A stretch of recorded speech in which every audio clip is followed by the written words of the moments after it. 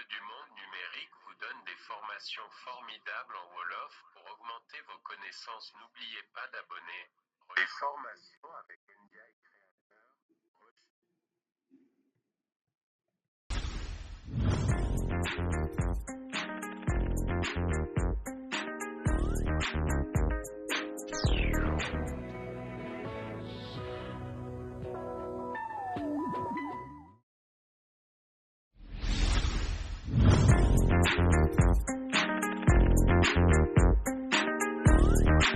Créateur. Bonjour tout le monde asalaamaaleykum wa rahmatullah ñu ngi leen di jaajëfal bu baax a baax si ànd bi ngeen ànd ak ñun et aussi ñu ngi leen wax bu fekkee ne abonné googul fàtte abonné bu fekkee ne aussi am na loo bëgg wax nga def ko si commentaire yi bu leen fàtte aussi di like vidéo yi pour gën mën a yokk doole pour bu leen aussi fàtte di partager vidéo yi pour seen yeneen ami yoo xamante ni daan leen mën a dimbale et aussi ñu leen di fàttali aussi ne vidéo lii chaîne bi li ko tax a jóg du lenn lu dul jàppalante ku nekk li nga xam nga baax ko sa morom donc pour vidéo bi gën a bañ a gudd en fait dañuy yomale ko fii et ñu commencé les choses sérieuses merci. Bonjour tout le monde asalaamaaleykum wa rahmatullah bienvenue sur votre chaîne la clé du monde numérique ñu ngi leen di jaajëfal bu baax a baax ci abonnement yi di rafetlu bu baax ànd bi ngeen ànd ak ñun di leen fàttali aussi bu fekkee ne abonné googul fàtte abonné bu fekkee ne am na loo bëgg wax aussi nga def ko ci commentaire yi bu leen fàtte aussi di like vidéo yi di partager pour seen ami yi nga xamante ne nii danañu ko soxla. Donc dañuy def tey suñu deuxième cours sur Adobe InDesign am na yeneen logiciel yu war a nekk priorité mais bii ni dafa am ñu ko soxla ñu bari instant yi moom moo tax ñuy obligé def si deuxième cours pour permettre leen ñu gën a xam affaire yi ñu gën a xam affaire yi dañ leen permettre lu bëree incha allah. Donc sans plus tarder dañuy commencer ak créer nouveau dossier gisoon nañu yu bëri si cours numéro 1 bi. Donc bii nii duñu tarder si création de nouveaux fichiers avec des choses comme ça. Donc pour ce faire dañuy def nouveau document pour contrôle N raccourci après da nga gis sa kii dañuy ñëw ñu choisir comme yi expliqué woon nañ ko pare pour nga gën ko comprendre mën nga suivre première cours bi. Donc bii dañuy créer deux pages dañuy dindi 1 bi ñu def ko 2 expliqué woon nañu yi yëpp donc mën ngeen a xool ko si beneen cours bi vis-à-vis et 800 sur les et on met créer un nouveau document.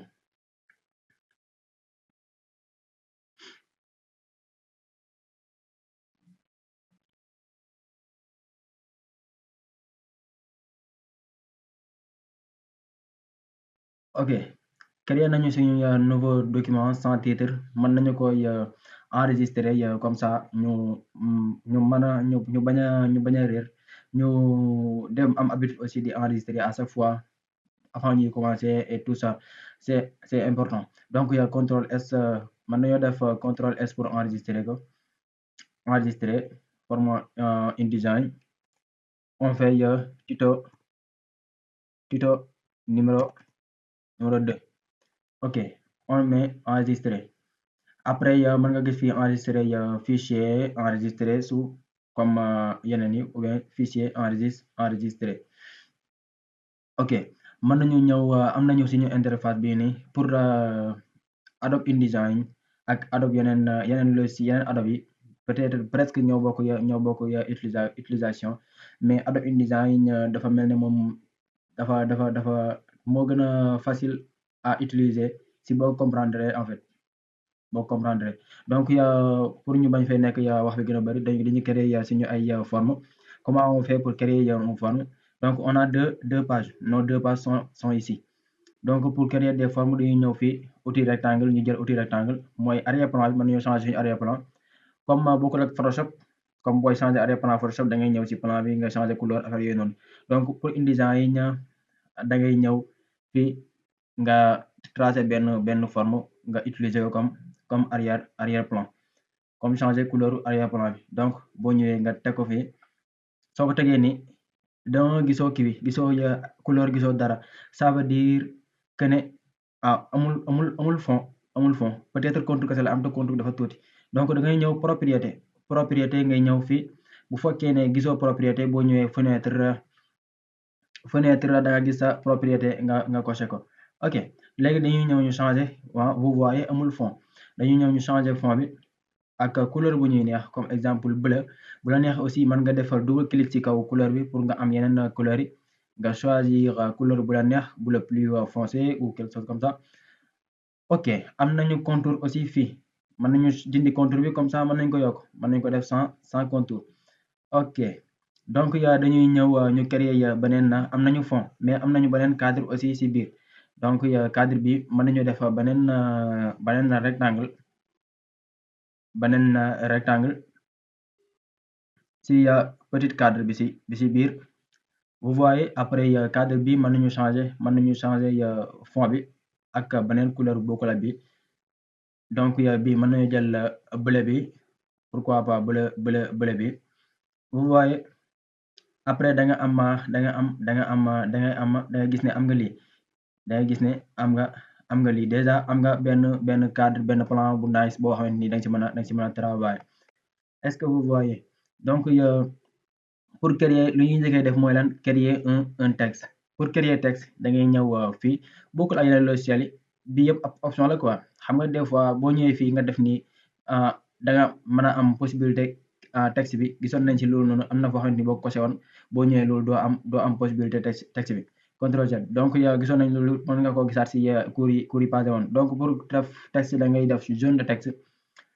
texte mën nañoo écrire sans zone de texte ndaxte gis ngeen ko noonu donc mën nañoo def zone de texte tey bu ñu neexoon tey di doon def page web ñu ñëw fii ñu def fii exemple téléphone contact exemple contact après on peut sélectionner ça après ñu ñëw propriété soo ñëwee propriété da nga gis police d'écriture yi mën nga changer police bi ak police bu la neex police yëpp mu ngi nii mën nga changer police bi ak police bu la neex exemple la ñu jël Arial bi ok léegi mën nañu changer aussi famille police bi famille bi benn famille kese la donc mën nañu changer nombre de points yi mën nañu augmenter nombre de points yi contact pour que ça soit plus lisible mën nañu changer aussi fond bi couleur écriture bi instant yii nii amul couleur mën nañu ko def exemple blanc vous voyez mais boo ko defee blanc doo gis ta blanc parce que dafay mélangé wu ak couleur bi nga sélectionné woon texte bi donc pour le voir da ngay ñëw nga sélectionné outil sélection après da nga gis ne dafay appliqué wu mën nañu wàññi aussi jaune bi pour mu bañ la indil yenn problème mën nañu dupliquer ko si alt clic gauche et on duplique ou bien CTRL C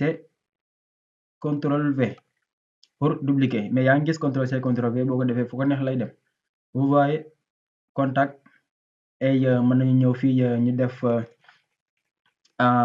exemple quoi faire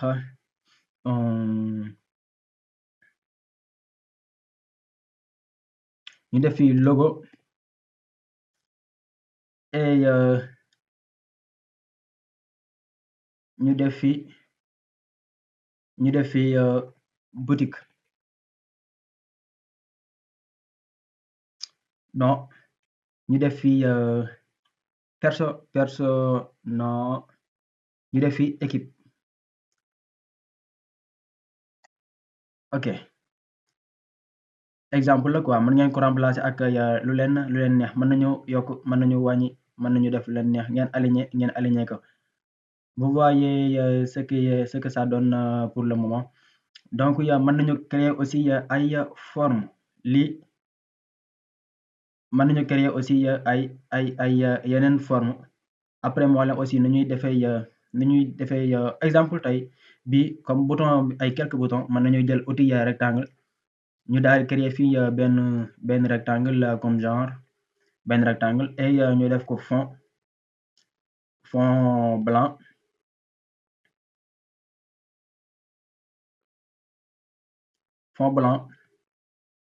bu ñu ko defee fond blanc pare mën nañu dindi contour bi tey soit nga cliquer fii nga def contour 0 soit nga wàññi taille contour bi mu dañ donc mën nañu wàññi lii ba mu xaw a ndaw tuuti comme ni après mën nañu ko dupliquer alt contrôle non pas contrôle alt clic on glisse alt clic on glisse vous voyez ce que ça donne léegi mën nañu déplacer bi un peu et aussi mën nañu déplacer bi un peu mën nañu déplacer première bi un peu pour avoir un peu d'espace vous voyez boo defee W pour visualiser da nga gis ne li ngay am trait yi mën na gën a tuuti tuuti mais xam nga amuñu temps pour def ko muy ndaw tuuti temps bi day gën a yàgg li leen wan na l'essentiel après ngeen def yéen ngeen ko nice ba mu nice donc mën nañu créer aussi yeneen forme ma wala exemple tey boo créer woon tey benn forme mën nga ñëw fii propriété encore nga changer fond bi tey ma def ko bleu comme bleu bële ok ma def ko bleu comme bleu arrière plan bi comme bleu arrière plan bi mën nañu dindi contour bi comme si mën nañu ko bàyyi nañ bàyyi contour bi ndax li may expliquer mën ngeen ko xam contour bi aussi mën ngeen ñëw fii ngeen def ko ay lu leen neex exemple tey ñu def contour bi 2 traits ñu def ko 3 traits après ñu changer ko def ko blanc contour bi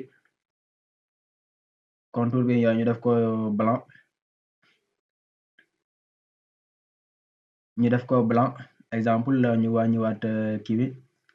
ma wax leen bii nii utilité am dafay am ay forme yu nice yaa ngi gis ma nga see am ay forme yu nice yu cool ma nga see am ay forme yu cool forme yëpp mën nga ko remplir ay texte yu graw tey su ma ñëwoon fii ma def benn kii fii ma yàkku forme bi nii après mën na jël outil texte ma tracé benn jaune de texte comme ça ma def ko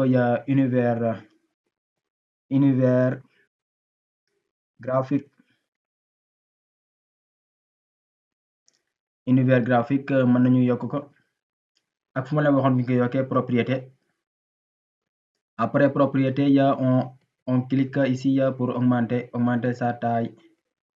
vous voyez univers graphique mën nañu changer fond bi ñu def ko comme bleu deuxième plan bi après fii ñu def ko ñu changer police bi ñu xool comme bi et si on fait clic et on peut déplacer ça centrer ça mën nañu ko déplacer ba ci milieu bi vous voyez déjà ñu ngi am ay conception yu nice déjà ñu ngi am ay conception yu nice donc aussi mën nañu indi image ce qui est plus important pour indi image il y a deux options soit nga créer benn jaune d'image nii bokkut ak outil rectangle en fait outil rectangle yi moo nekk nii bi moo nekk outil bloc rectangulaire raccourci F outil bi day permettre boo indee texte boo indee image bi da koy adapté wu si bii contrôle Z donc après pour indi image dañuy def fichier mais bii moo gën a cool quoi image bi yaa koy jël nga xool fu la neex nga teg ko fi après nga ñëw importer fichier importer raccourci contrôle plus D et su ma ñëwee univers graphique on peut trouver quelque chose on peut trouver une image univers graphique tey ñu jël équipe univers graphique équipe UG ñu def ouvrir vous voyez dañoo sélectionné woon texte bi dañoo sélectionné woon texte bi contrôle Z dañoo sélectionné woon texte bi dañoo sélectionné woon cadre bi vous voyez moom moo tax mu ñëw mu adapté aussi dañ ko sélectionné woon quoi pour lu bañ leen dal bu leen koy sélectionné en fait da ngeen di ñëw ngeen cliquer quelque part comme ça ici ba mu lépp de sélection nga doog a ñëw importer nga indi ko comme ça après image bi nii lay def si raccourci bi si souris bi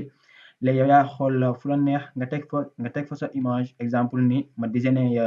benn jaune ma teg fi sama image vous voyez vous voyez ce que ça donne et quelque chose encore plus cool image bi mën nga defar mën nañ ko déplacer mën nga am contour ci image bi comme mën nga ci am fond boo ñëwee fi propriété encore su ma ñëwee ci contour mën nañu ko yokk contour bi comme ça mën nañu changer couleur contour bi comme ñu def koy bleu double clic ñu def ko bleu bi après ok vous voyez ce que ça donne contour bi maa ngi ci am ay forme yu nice ci contour bi ya exemple ñu jël beneen kii ñu jël bi bu ñu jëlee bi après ñu ñëw fii forme bi ñu changer ko ak yeneen kii bu xool bu gën a nice ñu def ko noonu mais man bii moo ma daaxal quoi bii moo ma daaxal ci yëpp xaw ma nag ci yéen ban moo leen daaxal mais man bii moo ma daaxal en fait après bii mën nga changer mën nga yokk kii bi comme si mën nga ko wàññi vous voyez mën nga ko yokk comme si mën nga ko wàññi même opacité et tout mën nga ko wàññi mën nga ko wàññi donc pour terminer li moo nekk base bi en fait nañuy indi image nañuy créer texte et nañuy def fond arrière plan nañuy créer ay forme lii boo ko xamee normalement war nga defar lu la neex donc pour terminer dañ leen di jox bonus comme man nañuy créer benn bouton nga xamante ni dalay jógee boo ko cliquer dalay jëlee page 1 yóbbu la page 2 essayé guñu foofu en fait ndax ñu ngi doog a tijji suñu logiciel bi mais dana leen am lu ma wax ci commencement bi dana am ñu utile moo tax ma obligé def vidéo bi donc pour créer bouton dañuy sélectionner dañuy defar benn rectangle benn bouton dañuy defar après vous allez faire les deux boutons yéen après propriété da ngay ñëw fii ñu changer fond bi ñu changer ko ak couleur bi comme couleur yi bañ a bari ci kii bi quoi moo tax ma jël couleur boobu noonu ok ñu changer couleur bi après ñu ñëw fi ni am nga kii jël outil rectangle raccourci bi xam naa V la ok après am nga bii nii léegi dañuy transformer suñu forme bii nii nooy def da ngay ñëw clic droit nga def non pas clic droit da ngay ñëw objet après nga ñëw convertir dama foog ne boo defee clic droit da nga mën a am option boobu mais boo defee clic droit doo gis convertir la forme yaa gis mën nga ko convertir lu la neex en ellipse triangle polygone ligne lépp mën nga ko convertir sa forme bii nii Adobe InDesign amul morom après fii ma daa koy convertir en triangle vous voyez soo ko convertir en triangle waaw boo ko convertir en triangle yaa ngi gis li ngay am mën nga ko bàyyi nii comme si mën nga def changement orientation bi ak lu la neex contrôle Z mën nañu ko bàyyi nii léegi nu ma leen wan dañuy créer benn texte ñu def non bii sax dafa war a jëm ci suuf comme ça mu wan leen ne image bi ci suuf la nekk boo demee bi ci kaw nag ci kaw ñoom bu la neexee nga def loolu fii 180 degré ok léegi bu ñu defee nii ñu def benn zone de texte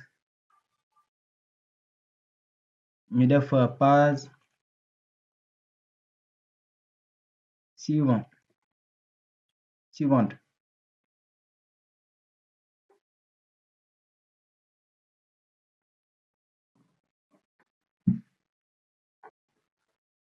page suivante on dit la page je pense après propriété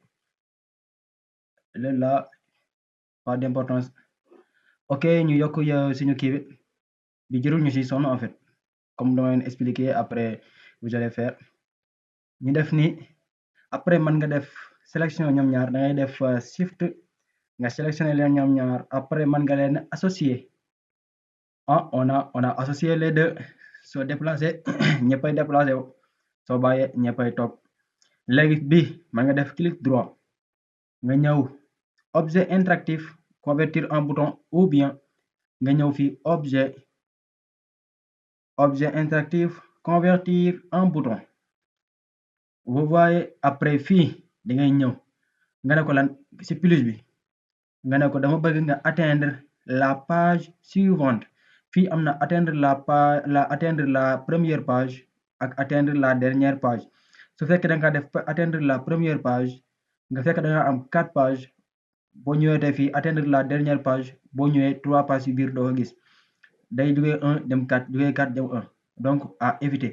atteindre la page suivante day ñëw ci deuxième page bi atteindre la page précédente day ñëw ci première page bi donc bii moom mooy baax bi donc nga ne ko atteindre la page suivante vous voyez ñu atteindre la page suivante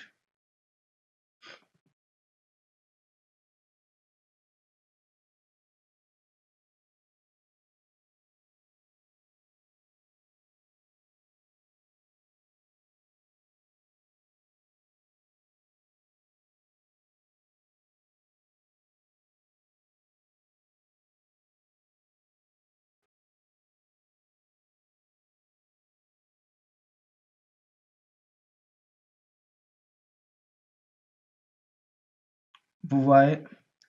voyez boo nag atteindre la page suivante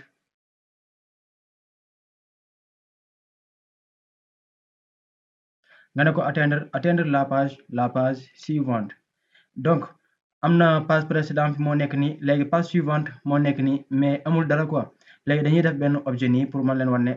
si ñu leen def ma ngi cool léegi boo ñëwee si page suivante bi wax nga ko atteindre la page suivante léegi boo ñëwee fii da ngay def même procédure